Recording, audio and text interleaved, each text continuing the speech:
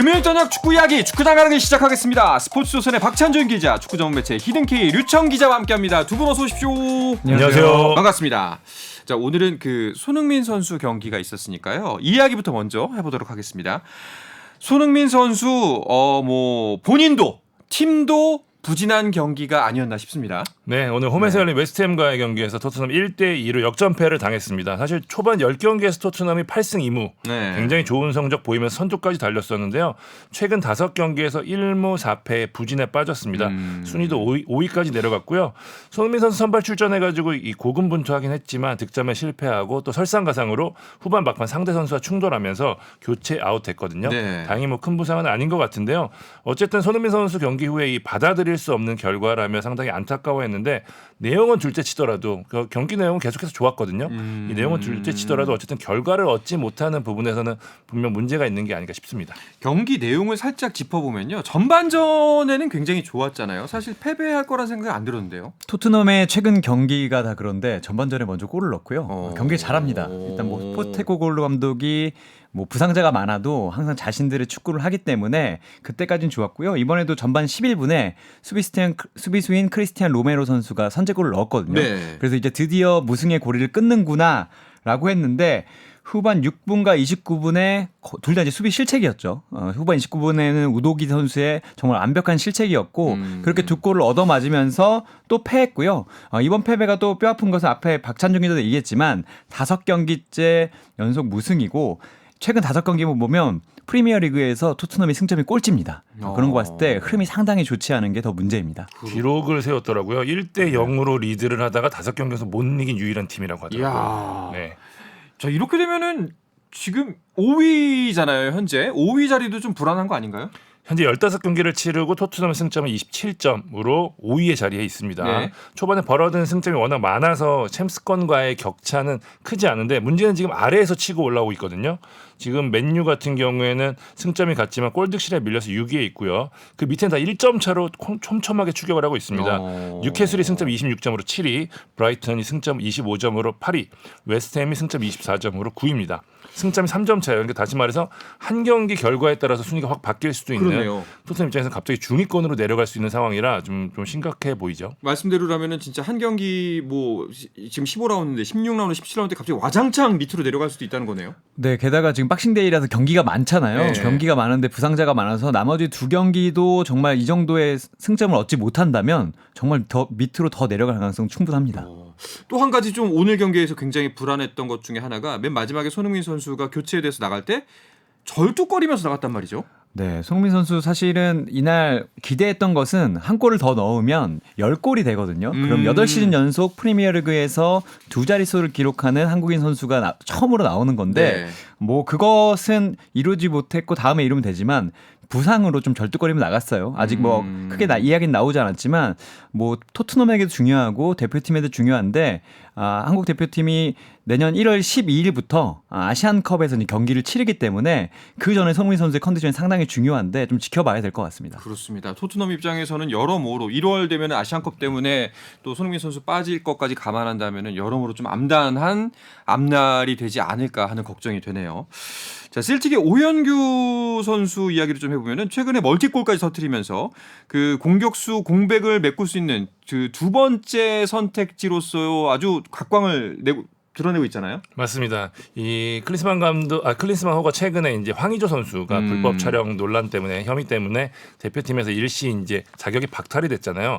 클린스만 감독은 최근에 이제 부임 후에 계속해서 최전방 자리는 3명으로 고정을 시켰거든요. 조규성, 황의조, 오현규. 그러니까 심지어 어느 정도였냐면은 북중미 월드컵 예선 때 이제 23명의 엔트리를 뽑았을 때 다른 자리는 전부 다 이제 복수. 그러니까 더블 스쿼드 체제였는데 최전방만 3명을 뽑았어요. 그러면서 이제 센터백 자리를 한 자리 줄일 정도로 이 3인 체제에 대해서 신뢰를 드러냈었는데 황의조 선수가 빠지면서 약간 이제 불안한 것이 아닐까라는 얘기를 했었는데 다행히 조규성 선수도 멀티골을 기록했고 오영규 선수도 멀티골을 기록하면서 이 두 체제에 대한 불안감은 좀 씻을 수 있을 것 같고요. 다만 이제 클린스만 감독이 과연 3인 체제를 유지할 것이냐 그렇다고 한다면 이제 새로운 선수를 누굴 발탁할 것이냐 이런 거에 대한 얘기는 계속해서 나오고 있죠. 그러니까요. 이 얘기가 나오면서 꼭 뒤에 붙는 이야기가 주민규 선수에 관한 이야기거든요. 제가 더 얘기하기도 주민기 선수에 미안할 정도예요. 네. 왜냐면 주민기 선수가 한 3, 4년 동안 계속해서 이런 질문을 받았고 최근 3시즌 동안 득점왕 2번, 득점 2위 1번을 하면서 명성부 K리그 최고의 골잡이라고 해도 과언이 아닐 정도인데 벤투 감독에게도 한 번도 부름을 받지 못했고 클린스만 감독이 온 이후에도 소집조차 이제 되지 않아서 뭐 주민기 선수도 기대는 하지만 크게 기대는 하지 않는다. 조금 말장난일 수도 있는데 네. 가고는 쉽지만 안 불러줄 것 같다 정도의 이야기를 좀 하고 있거든요. 근데 이번에는 어쨌든 박찬준 기자 얘기대로 계속해서 천전방 공격수를 3명을 뽑았기 때문에 사실 한 명을 더 데려온다면 주민기보다 더 나은 선택지가 있을까라는 생각을 좀 해봅니다. 그렇군요. 그 만약에 그 클린스만 감독이 주민기 선수를 부른다면은 어떻게 될 걸로 보이세요? 아시안컵 한정으로만 놓고 본다면 굉장히 좋은 선택지가 될 수 있다고 보는 게 제가 감독이라도 일단 조규성 선수는 먼저 쓸 것 같아요. 현재 뭐 기량이나 대표팀에서 했던 입지들을 보면 그런데 백업으로는 이 다른 능력을 가진 선수가 좀 필요하거든요. 그러니까 좀 상반된 능력. 네네. 이렇게 보면은 조규성이 아무래도 연계가 좋고 활동량이 많은 선수라고 본다면은 주민규는 이 등을 잘 지고 그다음에 이제 시즌에서 버티면서 하는 플레이 상당히 능한 선수거든요.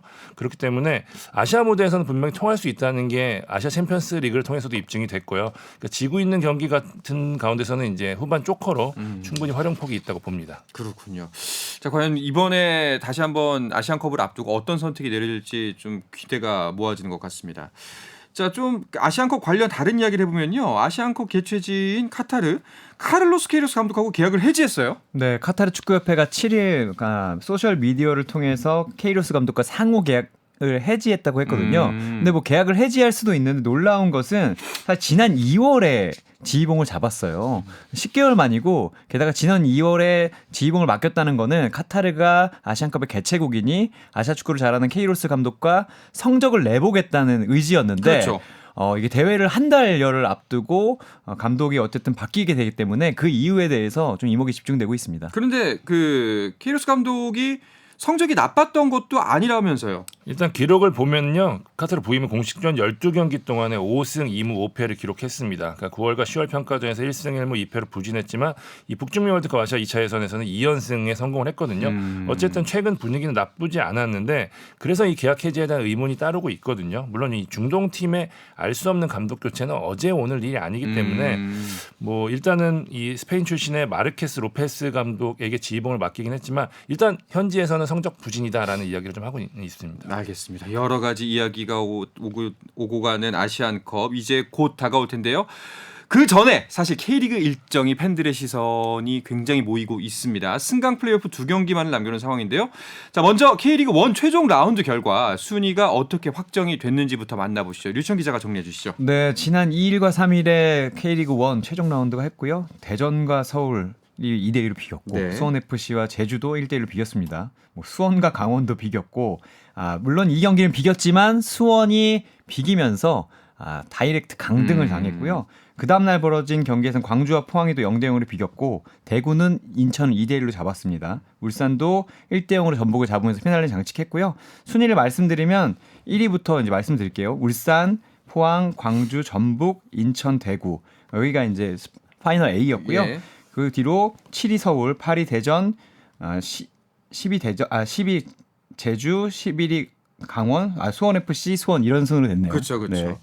자, 순위편에 보면 결국 광주 드디어 역사를 만들어냈습니다. 아시아 축구연맹 챔피언스리그까지 갑니다. 그렇습니다. 이정효 매직이 광주를 아시아 무대로 이끌어냈습니다. 포항과의 최종전에서 0대0으로 비기면서 3위를 확정했고요. 아시아 챔피언스리그 엘리트 진출권 확정 지었습니다. 네. 광주가 아시아 챔피언스리그 티켓을 거머쥔 건 창단 처음이고요. 승격한 채에 바로 아챔까지 가는 놀라운 성과를 거둬냈습니다. 그렇습니다. 이정효 매직 과연 아시아 무대에서 어떤 도풍을 일으킬지 궁금한데요. 어떻게 반응 한번 보셨나요? 사실 이정효 감독은 그 시상식에서도 계속해서 전술적으로도 인터뷰적으로도 화제를 만들겠다, 밀고 나가겠다라고 얘기를 했고 사실 저는 K리그에 좋은 감독이 많지만 그 중에서도 이제 가장 톡톡 튀는 감독이 이정효 감독이고 저는 아시아 챔피언스리그 엘리트에서도 좋은 성적을 내면 사실 아시아 무대에 있는 돈을 많이 쓰는 팀들, 외국 팀들도 탐낼 수 있지 않을까라는 생각이 들고요.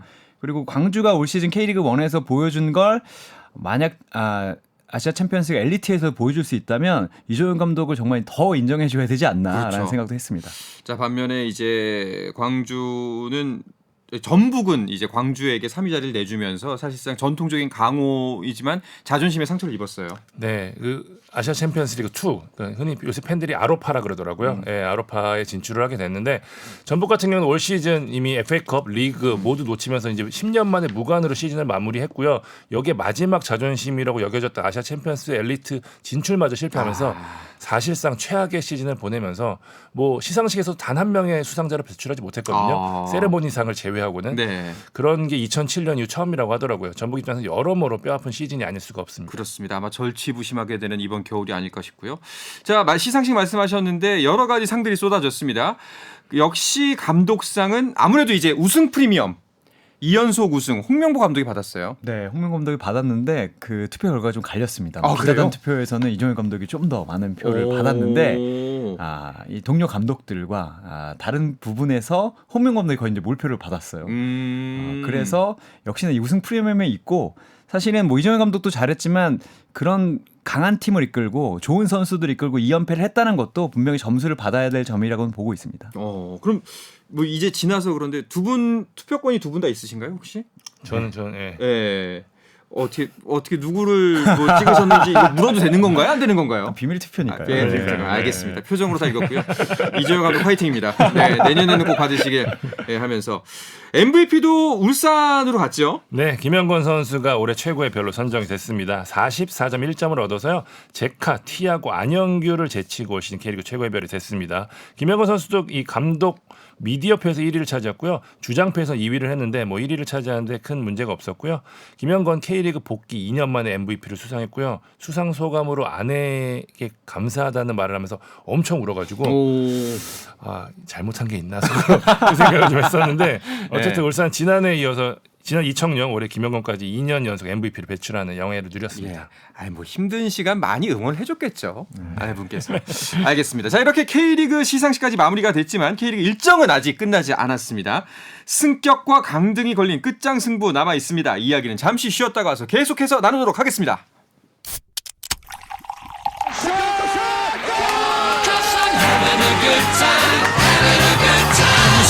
치열한 하루를 보낸 당신과 함께 마시는 짜릿한 스포츠 한 모금. 매일 저녁 8시 30분 한상헌의 스포츠. 금요일 저녁 축구 이야기 축구장 가는 길 듣고 계십니다. 축구 전문 매체 히든K의 류청 기자, 스포츠조선의 박찬준 기자와 함께하고 있습니다. 자, 이제 K리그 일정 정말 얼마 남지 않았습니다. 승강 플레이오프 2차전만을 남겨두고 있는데요. 자, 여기서 한번 이 승강 규정에 대해서 익숙하지 않은 청취자 여러분들을 위해서 규정을 다시 한번 짚고 갈게요. 네, K리그 1 기준으로 보면 강등되는 팀이 1+2입니다. 네. 최하위인 12위는 바로 2부 리그로 강등이 되고요. 10위와 11위는 승강 플레이오프를 통해 잔류를 타진할 수 있습니다. 그러니까 K리그2에서 보면 K리그2 1위만 바로 승격을 하게 되고 김전 상무가 바로 승격을 했고요. 네. 2위와 승격 플레이오프에서 승리한 김포가 K리그 10위와 11위와 대결을 하게 됩니다. 네. 그러니까 1+2라는 말씀은 강등팀이 한 팀이 될 수도 있고 최대 3팀까지 가능하다. 네. 지금 그리고 그 승격 플레이오프에 관련된 첫 번째 경기가 이미 치러졌고요. 그쵸. 두 번째 경기만을 남겨놨습니다. 자, 결국 일단 12위는 자동 강등이라고 말씀하셨는데 수원 삼성이 결국에는 2부 리그로 떨어졌습니다.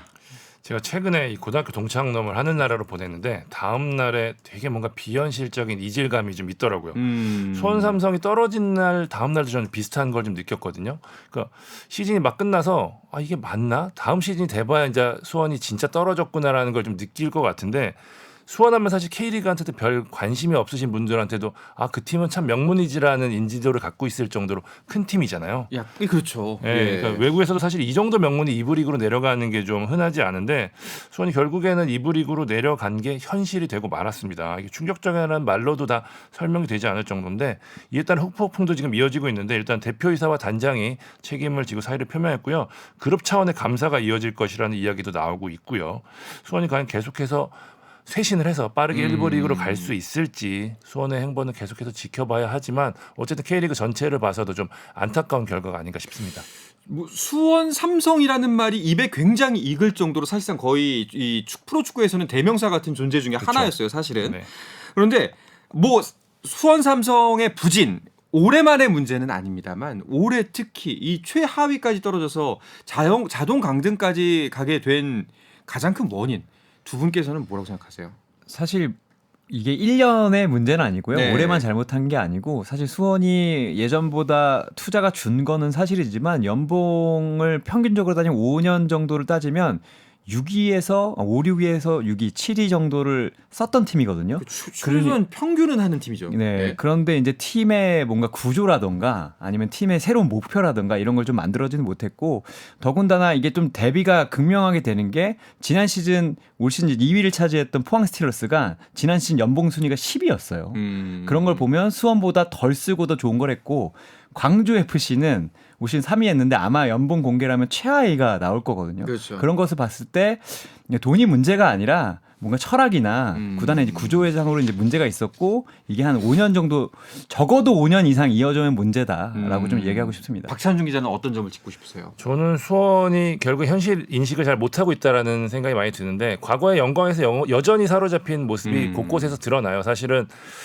이 강등권에 들어갔었을 때 지난 시즌에 이제 그렇게 승강 플레이오프까지 하고 나서 더 치열하게 준비를 했어야 되는데 그렇죠. 이 정도면 됐겠지, 이 정도면 되겠지라는 생각들이 너무 구단 안팎에 자리 잡은 게 컸었어요. 그게 시즌 내내 보였고요. 그거는 프런트뿐만 아니라 선수단도 마찬가지였고 그런 것들이 이제 뭐 감독선이 뭐 염기훈 대행이 들어온다든지 사실 이해 못할 선택들을 연속적으로 하는 과정에 있어서 왜 그랬을까 생각하면 저는 큰 배경에는 우리가 그래도 수원인데 옛날부터 잘 나갔었는데 지금 그렇겠어라고 하는 그 아니라 현실 의식이 너무 컸던 것 같아요. 그래서 정말 쇄신이 필요한 상황이 아닐까라는 생각이 좀 듭니다. 자, 이 수원 삼성 이렇게 2부 리그로 강등 결정이 되고 말았고요. 자, 그리고 또 다른 수원 팀. 수원을 연고지로 갖고 있는 모든 팀이 다 2부 리그로 갈 수 있는 위기에 처해 있습니다. 네, 수원 FC가 부산 아이파크와 승강 플레이오프 1차전을 치렀는데요. 먼저 골을 넣으면서 남는구나라는 인상을 주다가 후반 막판에 페널티킥으로 2골을 네. 내주면서 역전패했거든요. 게다가 이승우 선수가 퇴장을 당했습니다. 그러니까 다음 라운드에 꼭 이겨야 되는데 이기지 못한다면 말씀하신 대로 수원을 연고라는 팀이 1부에서 사라지게 됩니다. 이승우 선수 퇴장으로 다음 경기 못 나오고요. 부산이 일단 1승까지 거뒀고 굉장히 유리해 보입니다. 맞습니다. 이게 승강 플레이오프에서 1차전을 이기고 못 올라간 사례가 딱 2020년 대전 한 번뿐입니다. 그러니까 부산 입장에서는 확률이 85.7%거든요.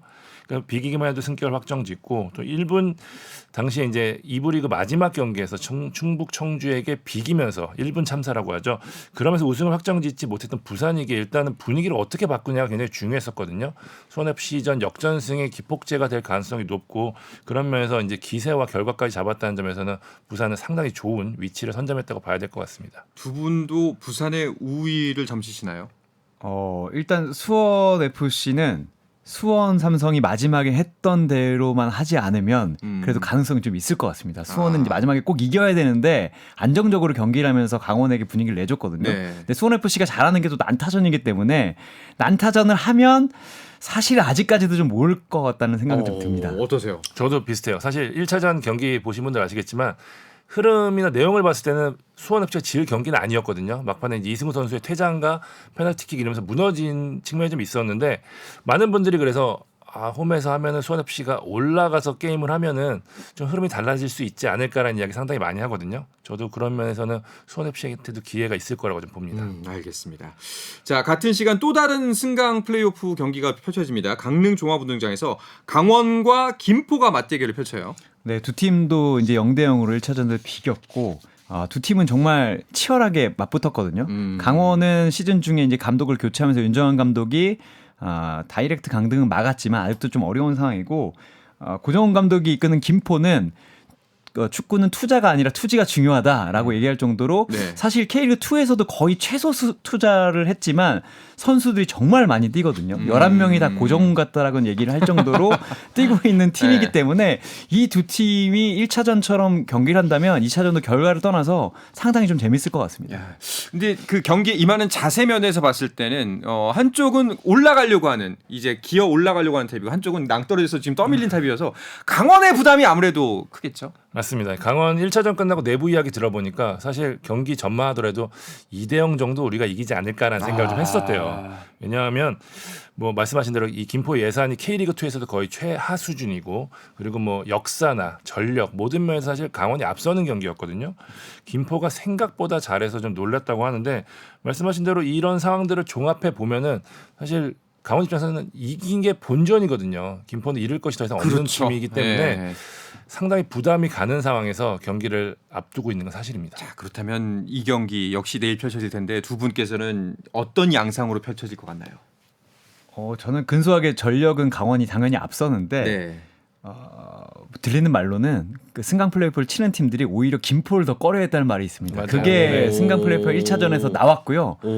김포가 전반에 골만 내주지 않는다면 정말 후반은 역대급 경기가 나오지 않을까라는 생각이 좀 듭니다. 어떠십니까? 저도 비슷해요. 사실 김포가 1차전이 중요했던 게 경험에 대한 측면이었거든요. 이런 큰 경기를 해본 적이 없기 때문에 근데 굉장히 잘 넘겼어요. 네. 그 말은 다시 말해서 자신감으로 돌아왔다는 뜻이거든요. 김포가 또 공교롭게 또 리그 하는 내내 홈보다는 원정에서 상당히 강한 팀이었고 그런 좀 벼랑 끝에서 오히려 더 힘을 발휘하던 팀이었기 때문에 진짜 이변을 일으킨다면 김포가 할 가능성이 높다라는 측면에서 게다가 이번 경기는 한 골 싸움이 될 공산이 크거든요. 네. 그 한 골에 대한 긴장감을 누가 버티느냐인데 말씀드린 대로 강원이 워낙 부담감을 가질 수 있는 상황이라 김포 쪽에 저는 근소하게 손을 들어주고 싶습니다. 자, 이 초관심이 모아지고 있는 멸망전 당장 내일 만나보실 수가 있습니다. 승강 플레이오프에 아무래도 팬들이 이렇게 많은 관심을 쏟고 있고 또 이제 팀들도 역시 사력을 다하는 거. 그 K리그 1과 K리그 2 단순히 자존심 문제를 떠나서 또 큰 차이들이 있겠죠.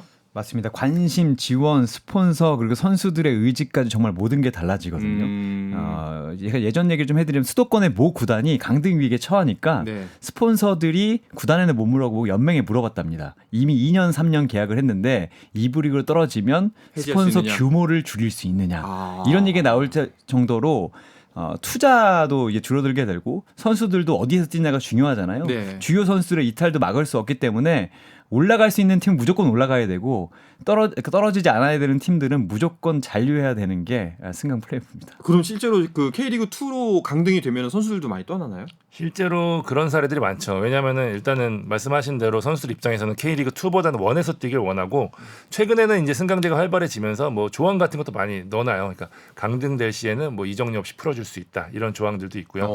그 다른 팀들 입장에서도 이렇게 내려가는 팀 경우에는 이제 예산 때문에 선수들을 급히 팔아야 되는 상황이라 좋은 선수들이 싼 가격에 나오는 경우들도 많거든요. 네. 그러면서 이제 이 선수들을 집중적으로 노리는데 아무래도 뭐 수원 FC에는 뭐 이승우나 이영재 같은 좋은 선수들이 있고요.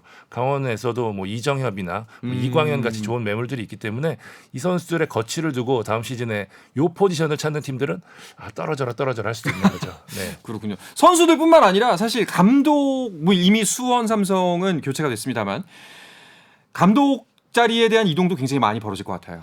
네, 감독들의 이동이 상당히 크고요. 올 시즌에만 6명이 네. 시즌 중에 옷을 벗었는데 끝나고는 더 큰 이동이 있을 수도 있을 것 같고요. 일단 경남은 신임 사령탑을 밝혔습니다. 네. 설기현 감독과 이제 재계약을 하지 않겠다고 했고요. 박동현 감독을 선임을 했는데 박동현 감독은 K리그 2에서 상당히 경험을 많이 쌓았고요. 박 감독이 경남이 상당히 매력적인 팀이고 공격적인 축구로 승격을 이루겠다라는 네. 취임 일성을 이야기했습니다. 그렇군요. 안양도 신임 감독을 이미 선임을 했죠. 맞습니다. 7일 이우영 감독이 사령탑에서 물러나고요. 이우영 감독이 이제 테크니컬 디렉터를 맡을 거라고 발표를 했고 곧바로 또 신임 감독까지 발표를 했는데요.